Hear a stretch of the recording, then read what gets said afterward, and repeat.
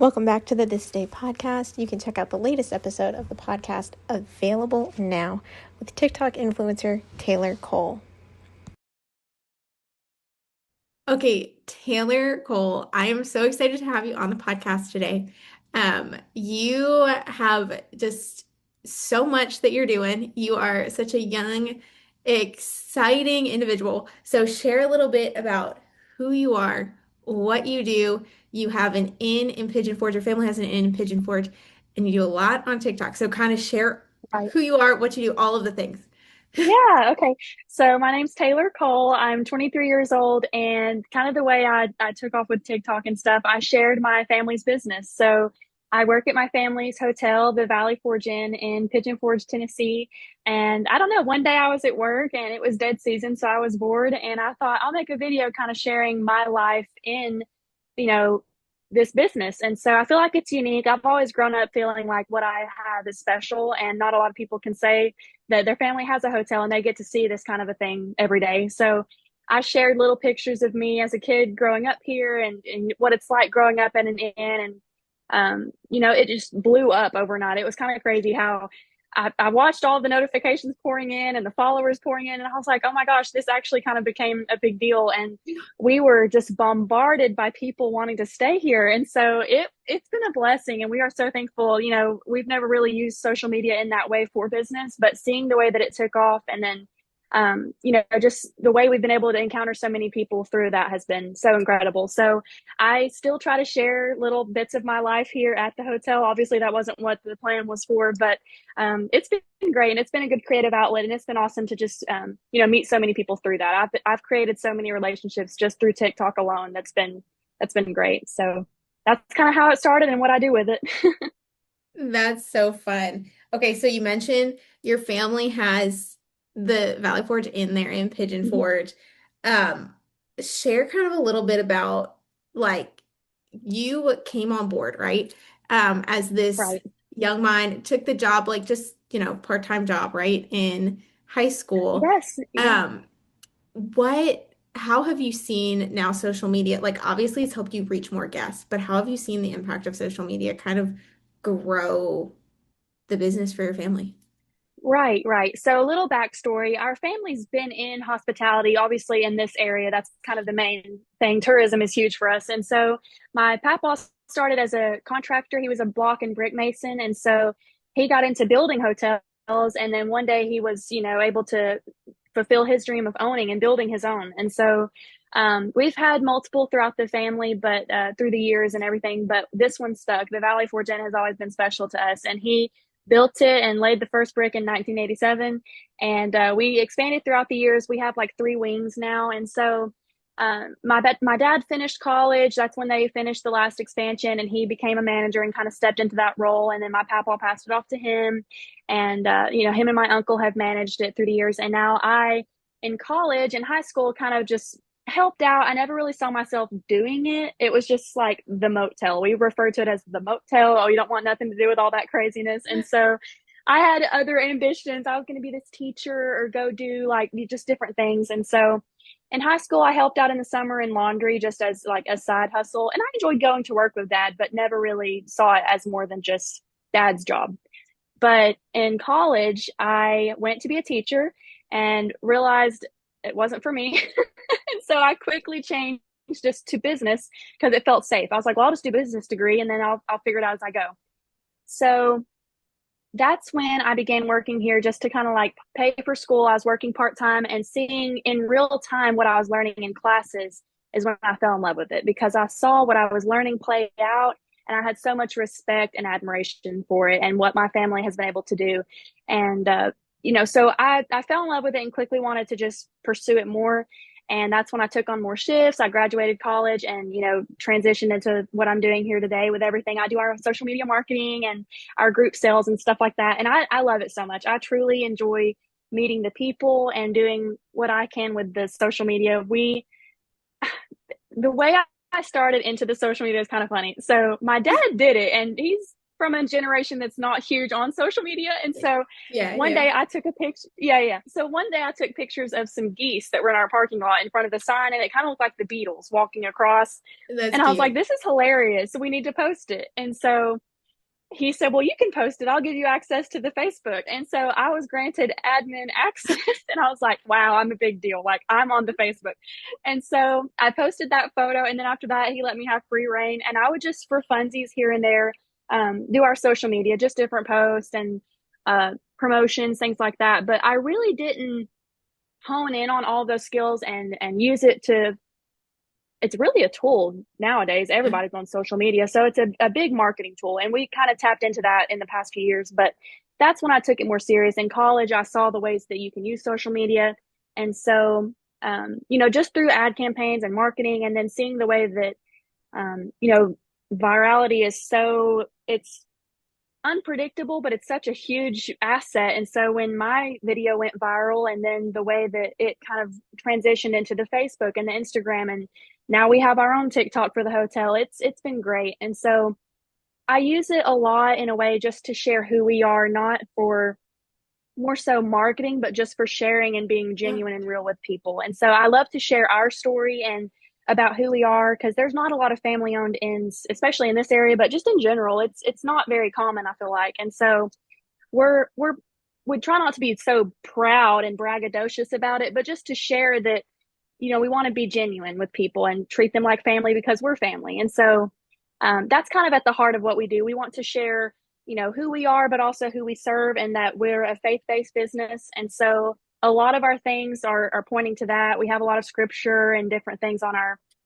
social media. But yeah, it, I kind of fell into it in a way. It wasn't really the plan all along, but even just me doing it and then me using social media, it's been such a blessing and so fun to do. I'm still learning, and I'm not a perfectionist or a professional, but I enjoy it.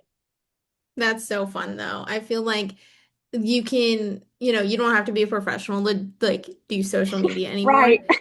It's literally like just like you said, like finding the pictures of the cute little like geese that are walking in front of the like finding the little things. That's what people Mhm. love to see, like the commonalities that they have, Right. right? Um, okay, but here's the biggest question we have for you today. Because a lot of people will listen and watch that may not have ever been to Pigeon Forge, Tennessee before. Um, we're Nashville based, so obviously, fun day trip, fun weekend trip. What are your recs for recommendations for Pigeon Forge, Tennessee, since you are a Yeah. local? All of Right. the things. Well, obviously, stay at the Valley Forge Inn when you come. Just shameless plug. I'm just kidding. No, but things to do. Obviously, from a local perspective, I'm not hanging out here a ton just because, when I Yeah. leave work, I want to go home. But my favorite things to do as far as attractions go, I love Dollywood. You have to go. If you've never gone, go at least once. So Dollywood's the biggest thing as far as like something to do. Drive through Kate's Cove. If you want to see the Smoky Mountains and do something that's a little more convenient, driving through Kate's Cove and the Loop is my biggest suggestion. There's a ton of pull offs and hikes and things along the way, but it's so scenic. It's so fun. You literally have to stay in your car. You don't have to like do anything you don't want to do. But I love driving through Kate's Cove. So as far as putt putt, my you'll have like so many of them out here. My favorite is Professor Hacker's putt putt, and it's got a little train that like takes you to the top of a mountain. But That's I so just love that one. It's so nostalgic. It's been there forever, and I've gone since I was a kid, so it's still my favorite putt putt. There's so many of them now. Like we had 5 new ones built this year, but that's my favorite. five new And then ones. for yes, and there's a Scooby Doo one too, which I'm excited about the Scooby Doo, and I want to go. But yes, like that, you will never run out of things to do here. Which it's so hard because when you're visiting, you don't know what to do. There's Yeah. so yeah, it's overwhelming. But for food, I would recommend Huck Finn's restaurant. I love Huck Finn's. They have like country cooking, like the good old greasy, like, Mm. and they have all the fixins that they bring you when you first get there, the victuals. So it's like pickles and onions and beans and like cornbread. I don't know. It's just Southern cooking. It's so good. So Huck Finn's, and then what's another good restaurant? I'm trying to think of the name of it. Old Mill. I like Old Mill for just the vibes because it's like Yeah. by the river and you've got the mill going. It's cute.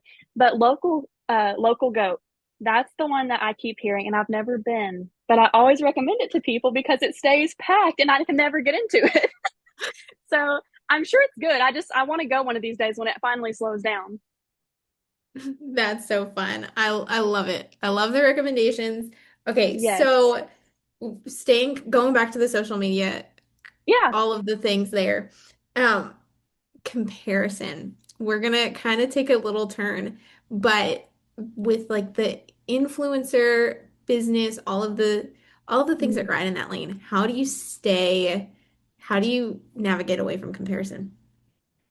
Yeah. So I guess for clarity, do you mean in business, like with the motel comparing us to other people, or do you mean like just self-image wise or both? Just What would you, you? like self-image wise. Yeah.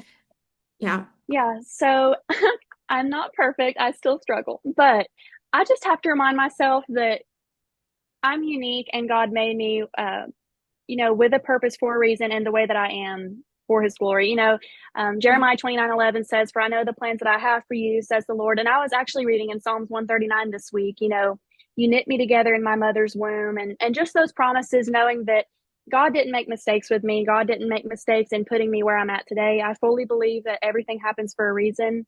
And I just pray that no matter what I'm doing, that I'm staying in his will. And so even with this, taking off the way it did with social media and the motel, I always want to glorify him and point back to Jesus in any way that I can, because he can build you up and he can also humble you so fast. Yeah. And so yeah, just it's hard to feel like you're not doing enough in this rat race of life. I compare myself to people in whether in business or just on social media, like maybe I'm not doing this right or that right, but I try to remind myself of why I'm here and why I do what I do. And at the end of the day, it's always to hopefully glorify God. And that's what I strive to do no matter what I am. I try to maintain that image, I guess. No, I think that's so good. I think, so often like we can go on our phones, like TikTok, Instagram, whatever the social media Mhm. is, and we can like see, well, all of these people are like so many strides ahead of me, right? And then I'm right Right, here.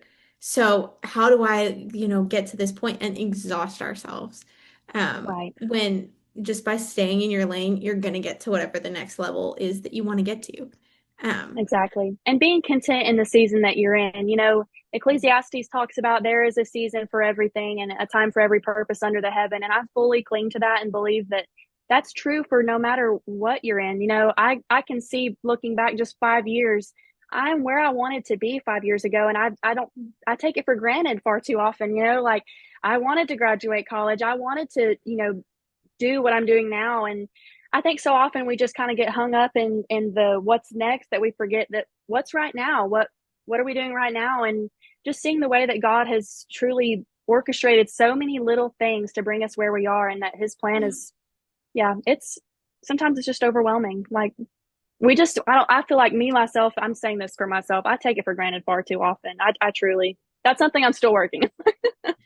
Oh, girl, absolutely. I think so many of us are like, it's still in that season, especially being in the like younger stage, like early Hmm. 20s, just, finishing college, trying to figure out where your place is in the world. Like Exactly. that is such a that is such an interesting age It persona. is. It is. It is. Yeah. I think, in college, you think, well, when I'm finally done with college, I'll have it figured out. I feel like I'm just now like getting thrown into life and I'm like, what am I doing? So, and that's funny, but when the TikTok took off, that was at a season. I had just graduated in December of 2024. And when Okay. that video went viral in January, it opened up a whole new world of business for me and social media, and just it's truly crazy looking back at how one little decision and one little thing changed so much for me. And I truly thank God, did that for a reason. And it's been wonderful. I've enjoyed it. Good.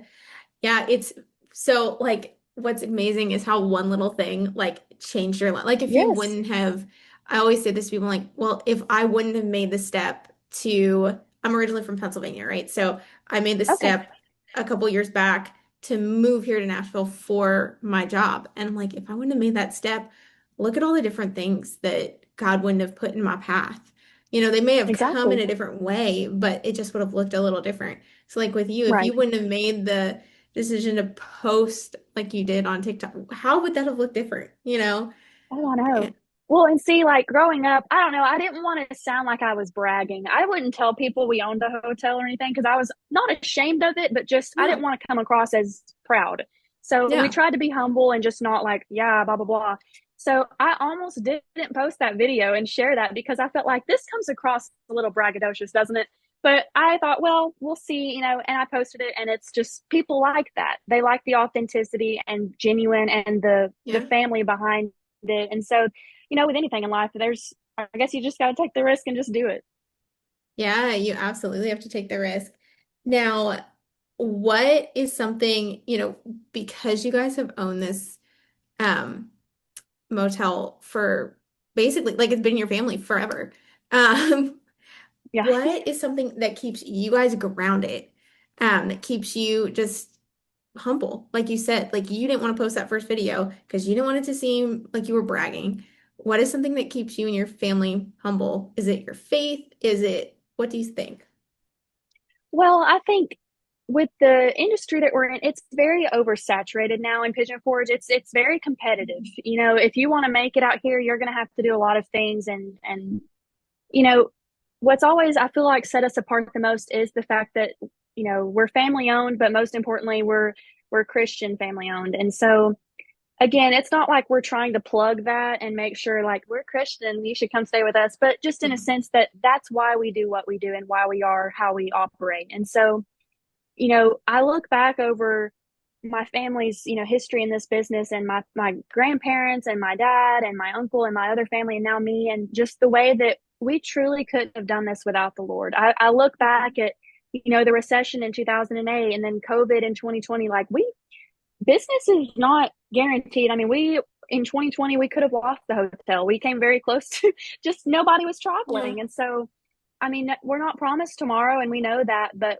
we just we could not be where we are without the Lord. And so I think that the faith in him and just the trust and the effort that we put into not only our guests and our relationship with them, but our relationship with the Lord and hopefully pointing them to him in some way. We're not trying to be overbearing, but if the time does come, maybe we can somehow, help them encounter Jesus if they're not, if they don't know him. So that's why we do what we do. It's always been a form of ministry for us. I think hospitality in its sense is a form of ministry. And Yeah. so, if you are welcoming somebody and offering them a place to stay and taking care of them, I feel like that's a good way of ministering. And so that's why we do what we do. And I feel like it's a good way.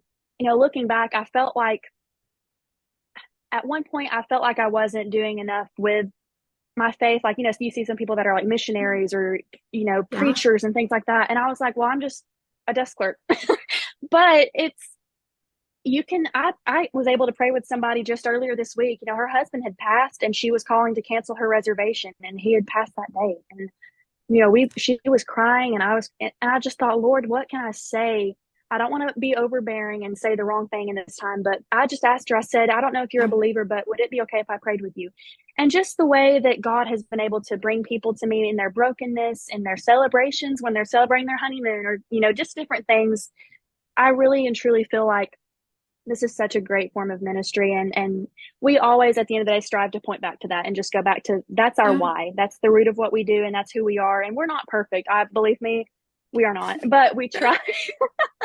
We're not perfect, but that's why we do what we do. And I think that's what ultimately kind of, you know, sets us apart and gives us this opportunity now. Absolutely. And girl, like never say that you're just a desk clerk. Like what you just said there, like you had the opportunity to pray with somebody over the phone. Like Yes. there's no greater, I think, evangelism right Right. there than being able to pray with a stranger over the phone who, I mean, you may never meet again. Like you were totally the hands and Right. feet of Christ to her in that moment. Right. That's so powerful.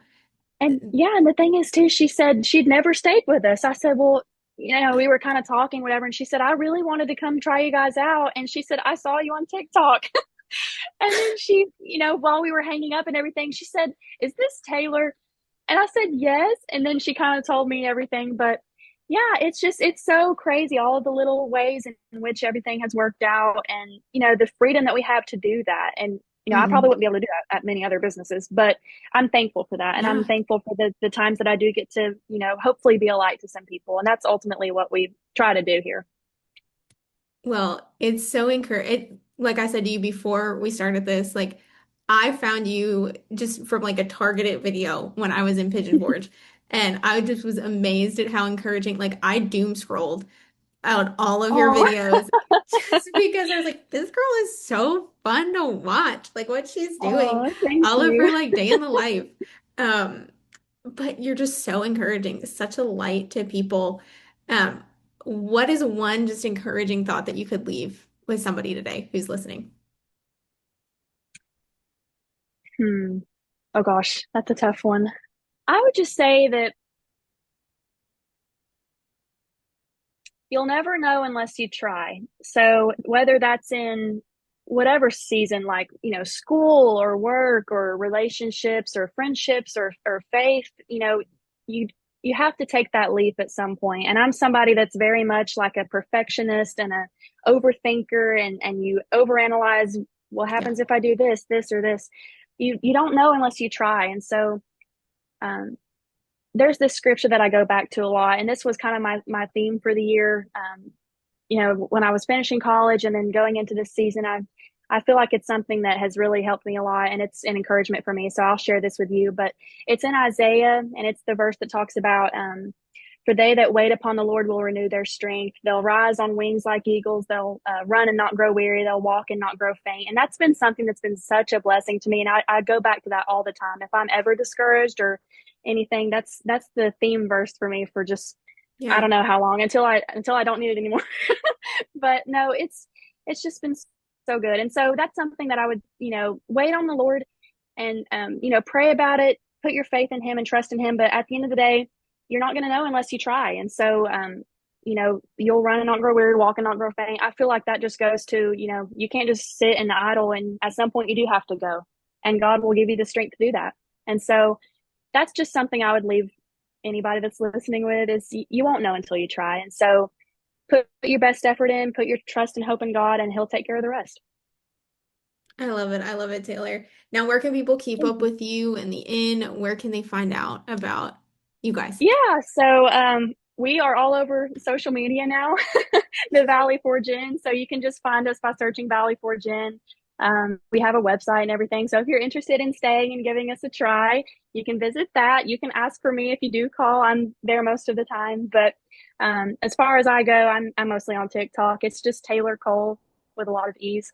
So you can search me that way if you want to go check things out. But I share a little bit of like behind the scenes stuff with the motel, but most of the motel things are going to be on those social medias. I do both. And so if you want to keep up or check things out, you can visit them there.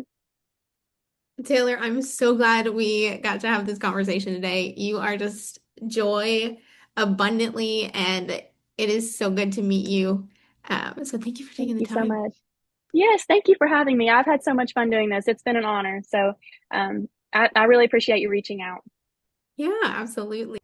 Hey, everybody. Thank you so much for listening to today's episode of the podcast.